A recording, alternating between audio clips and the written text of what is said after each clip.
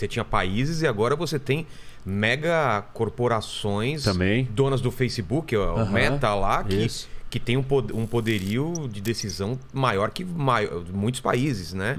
E não só em capital, mas como ele carrega os dados das pessoas. Eu estava vendo, não sei se foi um vídeo seu também, essa discussão sobre o 5G, né? Isso é muito importante. Muito importante, que a China, o pessoal tem medo... Qual que é a empresa? A Huawei. O pessoal está com medo de deixar ela entrar porque ela vem com a vantagem do 5G, mas também... E aí a Rússia, pela proximidade da China, prefere a China do que os Estados Unidos entrar com o 5G. Então tudo isso não é só quem tem a tecnologia melhor. É quem eu vou me aliar, quem eu vou deixar entrar. Cara, é muita coisa. Porque o que a gente tem que entender? Que a relação humana, ela não é pacífica. E isso é uma premissa básica para entender a geopolítica. Porque você vai falar assim, não, mas por que faz diferença o outro ter mais recurso que eu? Porque existe escassez. Quando existe escassez e eu preciso daquele recurso, eu vou brigar com você. Você não vai virar e me dar a sua comida se você corre o risco de passar fome. Então nós vamos brigar por aquela comida. Nós vamos brigar pelo território mais fértil, que produz mais comida. Parte do que nós vamos falar hoje sobre a Ucrânia... Tem a ver com isso. Absolutamente. Gás natural. Isso, tem a ver com aquecer a sua casa no inverno, você sobreviver no frio, a sua indústria funcionar, você ter eletricidade, você ter comida. Então... Mas é isso que é fascinante. A gente vive um momento de paz, né? Durante décadas e décadas de paz. A gente pode dizer que tem uma eclosão de uma guerra aqui ou lá, mas a gente vive um momento de paz, certo? E essa paz só é possível porque a tecnologia, de certa forma, proveu uma certa abundância de alimento. Porque se a gente estivesse vivendo uma escassez, um perrengue legal... São graus de escassez, eu diria. Porque a gente não pontuais, tem... né? A gente não tem abundância plena. Não tem. Por quê? Se tivesse abundância plena, não teria porque a gente ter problemas de um ter uma coisa e o outro não. Exato. Aí não teria esse problema. Mas como existe escassez na vida, e é muito difícil quando você fala isso do ponto de vista de discussões políticas e ideológicas mais profundas, o não reconhecimento da existência da escassez causa percepções sobre a realidade bastante distorcidas. Como assim? Tem gente que não tem isso. Aqui tá isso abundante. É injusto.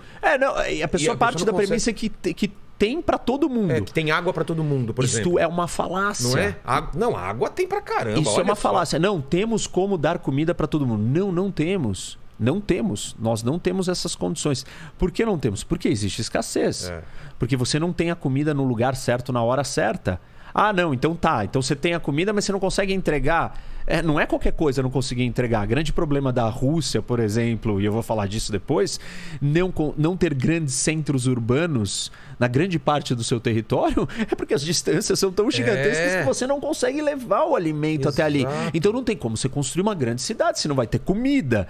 Então, assim... Muito disso... Água também, né? Água, condições propícias à vida. Quais são as condições propícias? Certos climas são mais propícios à vida humana do que outros.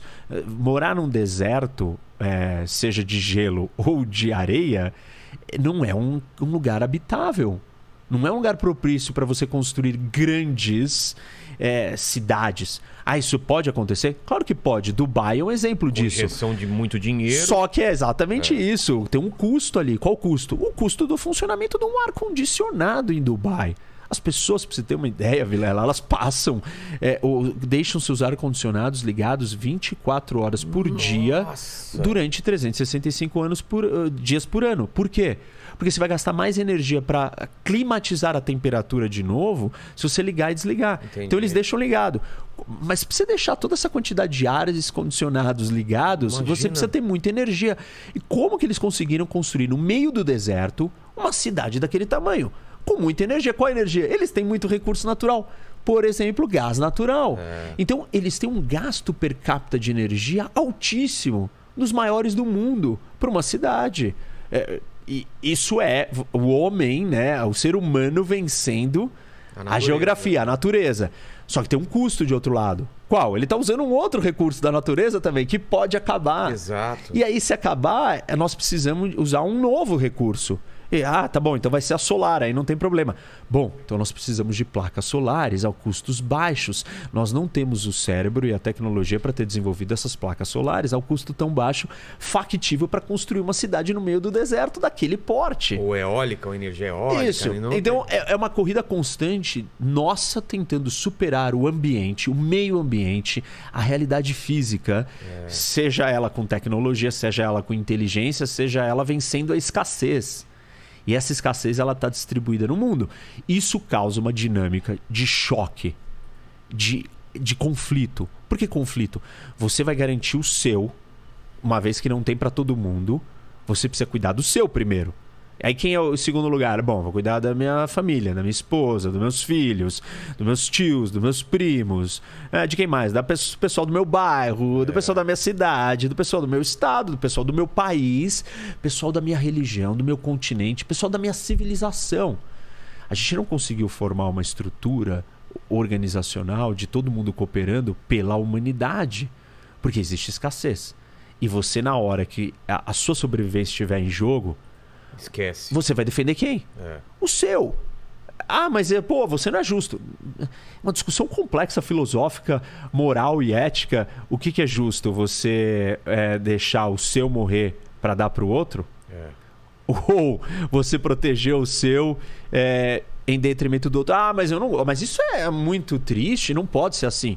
Pois é, não pode. Mas existe esse problema no mundo. Nós temos que lidar com essa realidade e a gente faz escolhas. E aí os países, que são essas famílias gigantes, estão disputando esses espaços. E essa disputa não é só porque alguém é ganancioso, egocêntrico e quer ter mais poder e tem problemas mentais. É uma disputa porque você quer a sobrevivência do seu povo. Então você precisa controlar aquele recurso estratégico, aquela comida, aquela entrada, aquela rota. E desde sempre o ser humano faz isso. Na Idade Média... Desde o começo, das primeiras tribos. Colocando muros em volta, as cidades depois com os primeiros bandos. Os primeiros bandos. Os sapiens, né, e os outros andavam em conjunto lidando com a ameaça dos animais. E dos outros.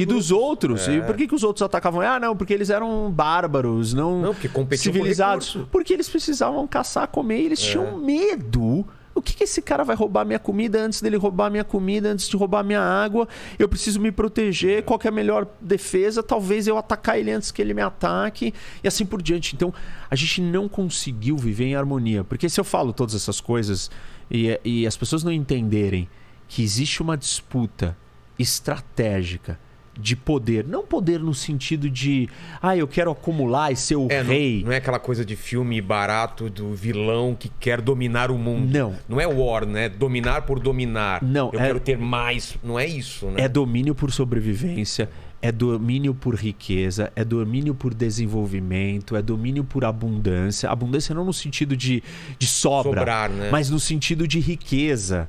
Você quer que toda a população do seu país tenha direito a um transporte de qualidade, possa ter carros. Essa é uma discussão super interessante e difícil no mundo. Nós vamos deixar todo mundo no mundo ter um carro? Isso tem um impacto gigante dependendo de qual é o tipo de veículo que nós teremos. Exato. A combustão, a poluição, os problemas todos que isso impacta no meio ambiente. Vão ser elétricos. Bom, tá bom, elétricos, elétrico precisa de energia. Se não é o petróleo, é o quê? É carvão queimando? Não, é nuclear. Nuclear eu não gosto. Entendeu? Se não consegue fugir. E tudo isso acaba culminando, né, ou afunilando num grande tabuleiro de disputas estratégicas de altíssimo nível. E esse é um ponto interessante sobre a geopolítica. A geopolítica não é uma coisa do mundo comum. Não está acessível a qualquer um. Porque, primeiro que é numa escala muito grande. Muito alta. É macro. Macro e a maior de todas. É o jogo maior do tabuleiro do planeta. É mesmo? É o maior jogo que é jogado. É o maior jogo que você pode jogar. E isso está distante da pessoa comum, né? Minha vida eu tenho que acordar, trabalhar, cuidar do meu problema, chegar ali. Tá me enchendo o saco. Isso, não, tem um problema em casa, meu filho, eu tenho que ganhar o dinheiro para pagar. Né? Isso, não é o macro. E quem é que estuda isso? São as pessoas que estão preocupadas com a sobrevivência de uma nação inteira.